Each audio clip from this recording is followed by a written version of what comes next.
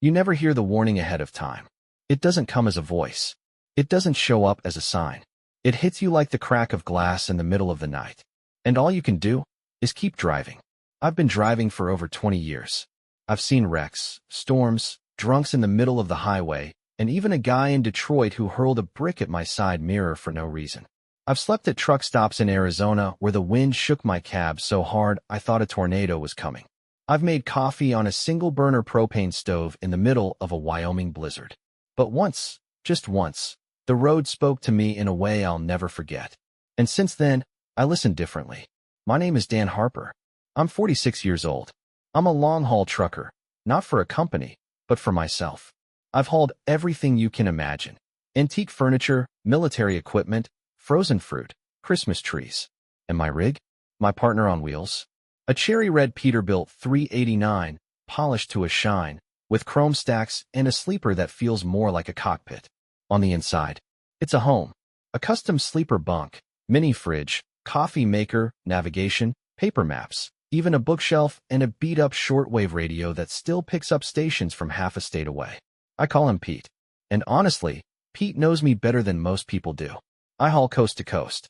From New Mexico to the Carolinas, from Oregon to Georgia. I've run routes in pouring rain, over ice-slick highways, in total whiteouts, and under stars so bright you'd swear the sky was cracked open. Sometimes I find work through contacts. Other times, I pick and choose. I've learned to trust my gut. A trucker's instinct is like a second steering wheel. I like the night runs best. When it's quiet.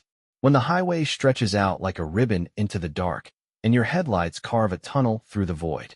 When Pete hums just right, and you feel, not alone, but part of something bigger. Those are the moments I live for. My base is in Tulsa, Oklahoma. I've got a garage out there, a wash bay, a cot in the back.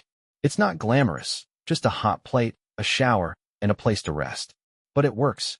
When I'm not on the road, I'm fixing, cleaning, preparing. I might read a bit, or sit outside with a mug of coffee, listening to the wind and the quiet hum of the city around me. That's exactly what I was doing that day. I'd just gotten back from Louisiana, ran a haul of generators to Baton Rouge. I was beat, but satisfied. The kind of tired that comes from a clean run.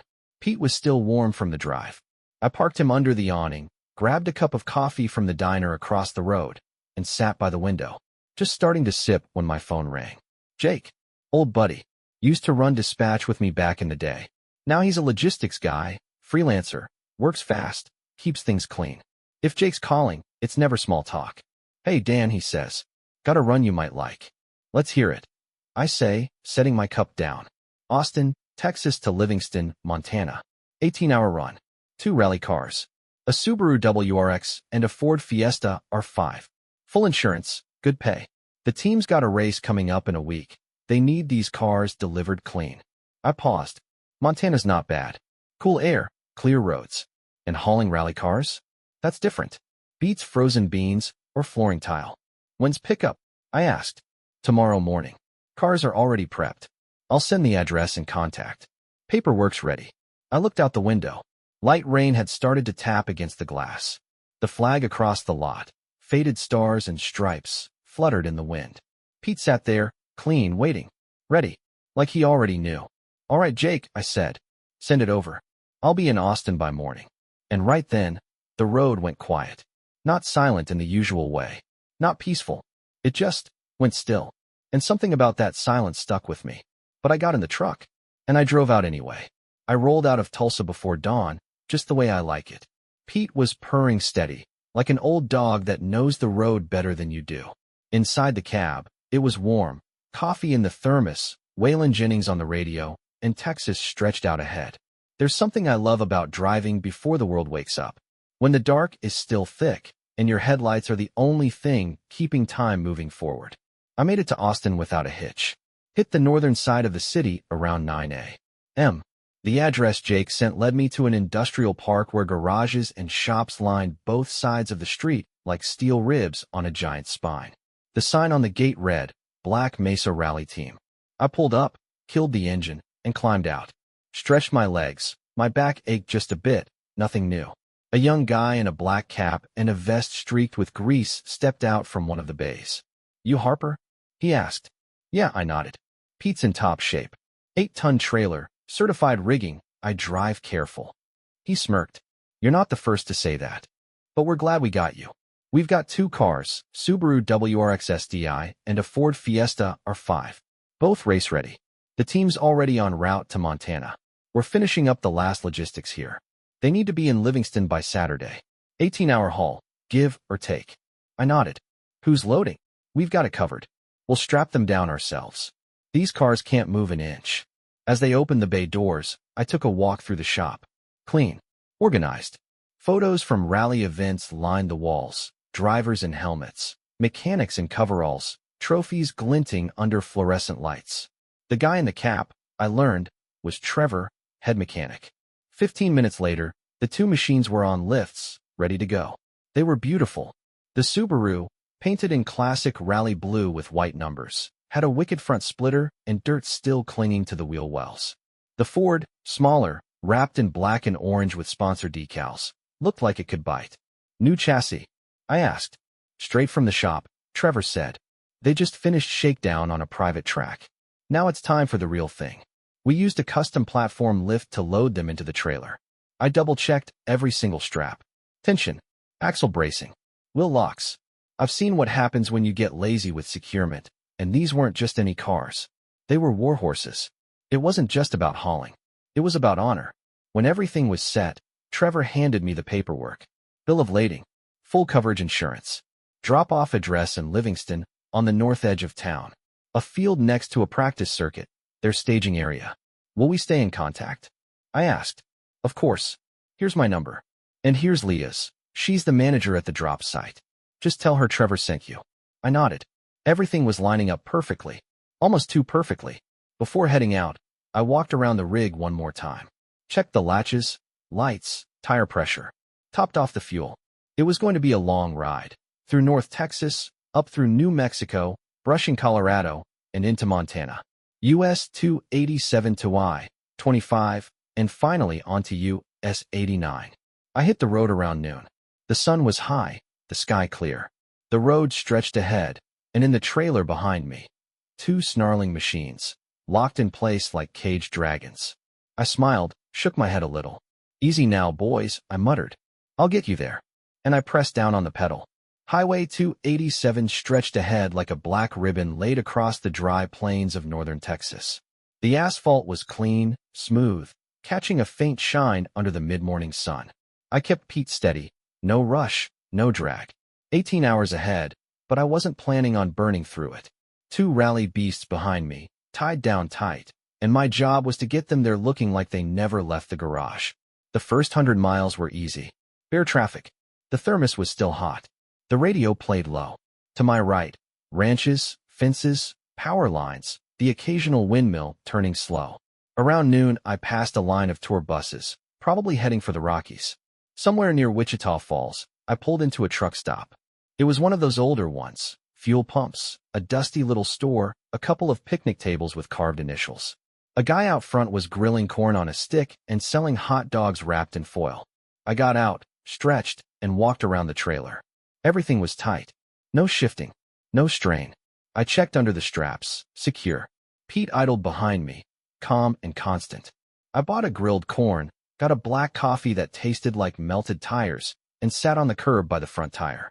The sky to the west was stacking clouds. Not stormy, just the kind that seemed to stack and watch you. I pulled out my phone and dialed the number Trevor had given me. A woman picked up. This is Leah. Hi, this is Dan Harper. I've got your load, 2 rally cars. I'm on the road, making good time. Great. We're unloading equipment at the site now. Weather looks decent up here, but there's some rough stuff blowing through Colorado. Keep your eye on the sky. Will do. Thinking I'll overnight near Cheyenne. That works. Just check in when you get close. We'll be ready for you. I hung up. Everything was on track. Smooth. Maybe too smooth. I kept north, crossing into New Mexico. The scenery changed. Grayer fields, occasional pine trees, low hills in the distance. The road got a little more twisty, but Pete handled it like a dream. Every couple hours I'd stop, walk the rig, recheck everything. Not a single strap had loosened. If I was paranoid, at least I was thorough. Late afternoon, I caught pieces of a traffic broadcast. Somewhere up in Colorado, A power line had come down. Lane closures. Nothing serious. I'd just reroute slightly, take a longer curve back on a 25. They mentioned some recent wrecks near a canyon section. I noted it and switched to music. Fuel was running low, so I stopped at a station near the state line. Diesel was $4.39, figured I'd seen worse. I filled up while Pete guzzled. Inside, I grabbed snacks and a new cup of coffee. The cashier was a kid, tattoo of a compass on his arm, hoop earring, a little too much gel in his hair. He looked me over, saw the size of my rig. Long haul? He asked. Montana, I said. He gave me a look, somewhere between impressed and cautious. Well, keep your head up. Mountains get weird this time of year. Wind gust flipped a trailer 2 days ago. I'll slow down through elevation. He nodded, then added quietly, sometimes, it's not just the wind. Just saying. Be safe. I didn't ask what he meant. I just nodded and walked out. People say strange things when they don't know what else to say. Back in the cab, I checked tire pressure, wiped down the windshield, and checked every latch again. Still perfect. But when I closed the door and sat back down in the driver's seat, something felt still. Too still. No music. No chatter. Just engine hum and the kind of silence that comes before a mistake. You know that feeling? When nothing's happened yet, but your spine tightens like it knows something your brain doesn't. I shook it off. Turned on the dash lights. Rerouted the GPS. 7 hours left. I figured I'd drive another 2, find a rest area, and crash out in the bunk. The sky was thickening. Sunset turned gold, then bronze, then rust. I passed a sign, wildlife area, next 50 miles. Normally, I barely register those. But this time, I counted each one. Headlights on full. Mirrors adjusted. Seatbelt tugged tighter. Pete rumbled like always, but the growl seemed lower, heavier. I passed a long stretch of woods, dark as ink. The road narrowed. I slowed a little, down to 55. Still in the groove. Still watching the gauges, checking my mirrors. A sedan passed me from the opposite side. Old, maybe a Crown Vic. Its headlights flashed once as it passed. Was that a warning? Or just a courtesy? 20 minutes later, another truck flashed back. I blinked mine too. Truckers do that. It's a little nod. A way to say, you're not alone. But even with that, I couldn't shake the sense that the road was watching. I passed another wildlife sign. Glanced at the GPS. It lagged for a second, then caught up. I instinctively touched the brakes, light pressure, just to check. No problems. Still. Something about the air had changed. The night wasn't just dark. It was waiting. And I kept driving. And everything was fine. But it didn't feel fine anymore. By the time I pulled back onto the highway, the last of the light had vanished. There was just a faint glow along the horizon, like the sky was being lit from beneath, and that too was fading. Night had fully arrived. And everything was still fine. Objectively, he was running smooth. The rally cars were rock solid in the trailer. Traffic was gone. A few rigs here and there, an RV up ahead, but otherwise, empty road. Asphalt black and stretching, the wind picking up just slightly. The temperature dropped, but not uncomfortably so. Mid-50s, maybe. I flicked on the seat heater and poured what was left of my coffee into the cup holder. But something stuck with me. I flipped through radio stations, music, local news, classic rock, but none of it landed right. Even my favorite tracks sounded off, like they were echoing in a room that was too empty. It wasn't fear. It wasn't nerves. Just that same hum I'd felt earlier. Something off in the mix. I passed a wide clearing on the left. Looked like it used to be a rest stop, maybe a diner, maybe a gas station. Now it was just concrete and weeds, and a busted old for sale sign barely hanging from a wooden post. Places like that used to be part of the road. Now they were just ghosts. I stopped again an hour later for a routine check. Somewhere in southern Colorado, not far from Cheyenne. There was a small turnout, a scenic overlook. Pulled in out of habit. It wasn't much. A gravel pad with a wooden rail and a single trash can full to the brim. The overlook pointed toward a valley I couldn't see, just inky blackness. The kind of dark that swallows sound. I walked around the trailer with my flashlight. Latches? Secure. Straps? Tight. Tires? All good. Not a single thing out of place. Everything was exactly as I left it. I climbed back into the cab, sat there for a minute. Ate a sandwich I'd made that morning, plain ham and cheese, but it tasted like a feast after hours on the road. Washed it down with cold coffee. I adjusted the interior lights, made sure the trailer camera was running, and double-checked the route. Still about 7 hours to go. I figured I'd keep going a bit longer. I liked to push through when the road was this quiet. Back on the highway, the night felt thicker. The high beams cut through it, but just barely. It was the kind of dark where your headlights don't light the road. They float in space. Trees to the left. Empty fields to the right. The turns got a little sharper. I dropped to 55. At one bend, I saw a faint glow ahead, headlights coming the other way. A sedan, maybe. We passed, and their brights flicked once. Just a quick blink. I assumed it was nothing, but the thought lingered. Maybe it was a warning. Another 20 miles, another vehicle. A big rig. We blinked at each other. That's trucker language for, I see you. A handshake made of headlights. Still, the unease remained. I passed a sign, watch for wildlife, next 50 miles. Normally, I wouldn't care. Those signs are everywhere. But I read it this time. Really read it. Like it was for me. I adjusted the mirror, tightened my grip. Hit the switch to warm the side glass. It was getting cold. Real cold. The cab was quiet. Not silent. Pete still purred, but the quiet had a weight to it. A weight that settled on my chest. I passed a long stretch of pine trees, their tops invisible against the sky. The road narrowed, dipped, then rose again. I turned the radio off. Didn't need it. I kept one hand on the wheel, the other resting on the shifter, fingers drumming out of habit. And then I realized I was sitting too straight. My shoulders were stiff. My jaw was clenched. I rolled down the window halfway, took in a breath of cold, dry air. It helped. A little.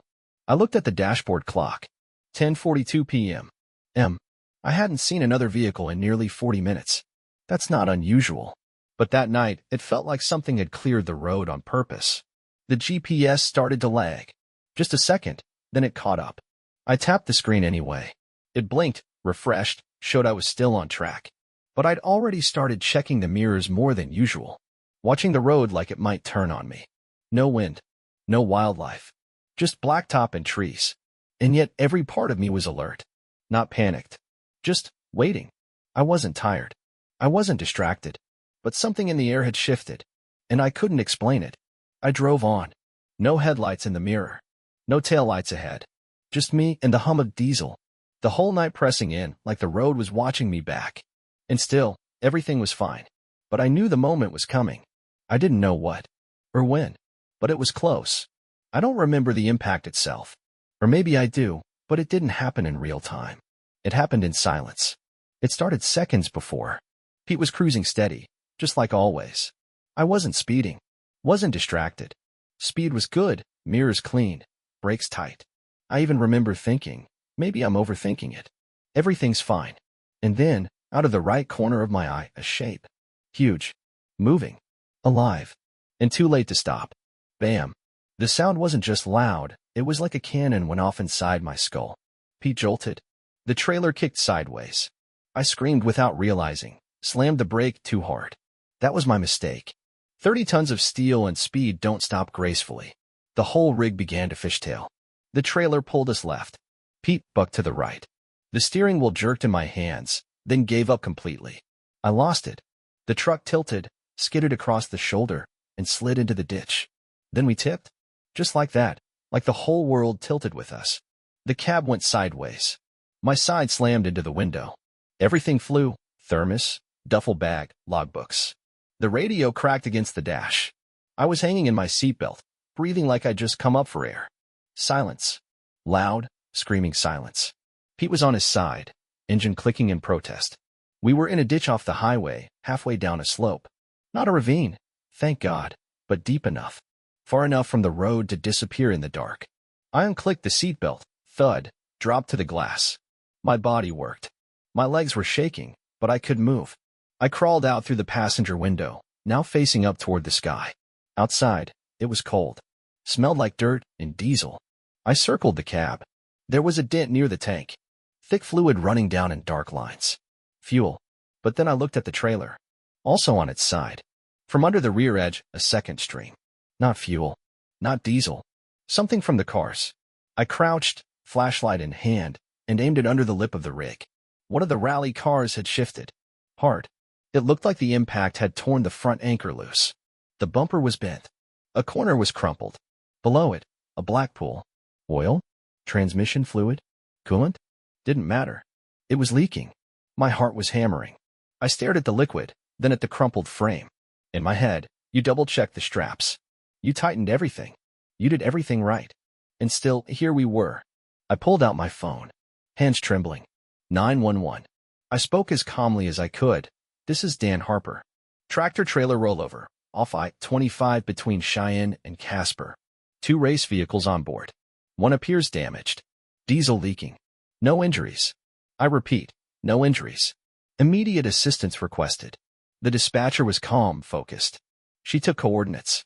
I read them straight off the GPS. She said, help is en route. Estimated arrival, 10 minutes. I sat down in the grass. Couldn't stand. My legs weren't having it. I stared at the trailer. At the red glow of the hazard light blinking inside the wreck. Like one of the cars was still breathing. 6 minutes later, sirens. Bright white headlights, flashing red and blue. 2 fire engines, a rescue unit, a sheriff's cruiser. They pulled up along the shoulder, floodlights firing into the night. A voice called out. Anyone inside the vehicle? I'm here. I shouted. I'm out. Just me. Paramedics rushed over. One checked my eyes, my pulse. Asked me questions. Had me squeeze his hand. Vitals are solid. No bleeding. No fractures. He's in shock but clear-headed. A firefighter leaned under the rig and shouted. Diesel leak confirmed. No active flame. Spreads contained to the ditch. Looks like transmission fluid or oil leaking from one of the rally cars. No fire hazard at the moment. A state trooper walked up next. Can you tell me what happened? I nodded slowly. Something ran out. Animal. Big. Came from the right. I couldn't make it out in time. I swerved. Lost it. Moose. Could have been. Big. Fast. That's all I saw. He scribbled notes, nodded, and went to inspect the road. A few minutes later he returned, flashlight in hand. There's a moose, he said. Other side of the road. Alive. Rear legs are broken. We've called wildlife rescue. I stared at him. Didn't say a word. Then I just sat. On the step of the fire truck. Watching the dark. I was alive. The cars? Not sure. But I was still here. The first thing I noticed the next morning wasn't pain. Wasn't the weight of my body. It was silence. I was sitting in a folding chair inside a temporary rescue trailer parked along the highway. A paramedic had walked me there after checking my vitals again. The heat inside was cranked high. The air smelled like burnt coffee and rubber gloves. I was gripping a paper cup of something hot, maybe coffee, maybe mud, and just breathing. I don't know if I slept. Maybe I blacked out. But I wasn't panicked. I wasn't crying. Just quiet. Outside, Pete still lay on his side in the ditch, half covered in dust and dead grass. The trailer too. One of the cars inside had definitely taken a beating. The other, unclear. Didn't matter right now. I just sat there, my boots muddy, my shirt stiff, staring at the wall and trying to remember how to think. A state trooper walked in. Same one from last night. Mr. Harper. Good morning. Wildlife rescue made it just before sunrise. The moose is stable. Rear legs are fractured, but the vets think he'll make it. They're relocating him to a reserve facility upstate. I nodded. Thanks. About 20 minutes later, a tow crew arrived. 2 big rigs with cranes, men in neon vests and work gloves. They checked angles, reviewed the terrain, and got to work. We're gonna pull it out clean, one of them told me. Trailer's stable. We'll lift it gently, get the cars out first, then winch the cab upright. You just rest, driver. One of them clapped me on the back as he passed. Man, you're lucky. This kind of wreck? No broken bones? That's a second birthday right there. He was right. Not a scratch. No fracture. Not even a bruise I could feel. Just fear. Deep, animal fear. And guilt. Not toward them. Not even toward the cars. Toward myself. Midday, a familiar face appeared in the distance. Trevor. He climbed out of a gray pickup and walked straight over. No words at first. Just wrapped me in a hug. You're all right. That's what matters. He looked over the edge at the trailer. We'll fix the cars. That's what insurance is for. We can't replace you. He said it flat. With weight. The kind of weight that tells you he's been in charge before. He's had things go sideways. Maybe not like this, but close enough to recognize it in your eyes. I'm sorry, I said. I really tried. He held up a hand. You did everything right. The rigging, the paperwork, the route. You even called it in right away. We saw the dash cam footage. Saw you checking straps at every stop. You went down like a pro. That's all anyone can ask. I looked at him, and I felt it. The ache of being the guy who walks away, while everything else lies broken on the roadside. Truckers carry that. We don't talk about it, but we carry it. Later, I signed forms with the insurance adjuster. Both cars were covered. One had a damaged suspension and body frame, bad, but fixable. The other had surface damage. Both would be towed back to Austin for repairs. I wasn't liable for the losses. I wasn't cited. The accident was ruled unavoidable. That night, they dropped me off at a motel in Casper. Cheap, clean, beige walls and humming AC. I stood in the shower for 20 minutes, not even moving. Just hot water and tile. And all I could see was the moose. Lying there across the road, half in shadow. Breathing shallow, legs twisted. Massive. Mute. I didn't kill him. Didn't hit him head on. I turned. And that might have been the only reason I was still breathing. Everything hinged on seconds. 1 second later, I would have taken it full on. 1 inch further, the tank might have ruptured and ignited. One loose strap, and one of those rally cars could have come through the wall of the sleeper. But none of that happened. Because sometimes, the road asks. And you have to answer fast enough. Next day, I called Leah. I wanted to say it myself. I'm sorry, I told her. I did everything I could. She didn't sound mad. She sounded tired. Soft. Trevor told me. We saw the clips. Talked to the crew. We know, Dan. We're just glad you're okay. That's what matters to us. I stared out the window of my motel room for a long time after that. People walked by. A mom with a stroller. A teenager on a skateboard. A guy walking a dog. The world didn't stop. But I did. I don't know if I'll change the way I drive. Maybe I will. Maybe I won't. But now, when I see a sign that says, "Watch for wildlife," I slow down. Not out of fear. Out of respect. For the road. For the life it almost took. And the one it gave back.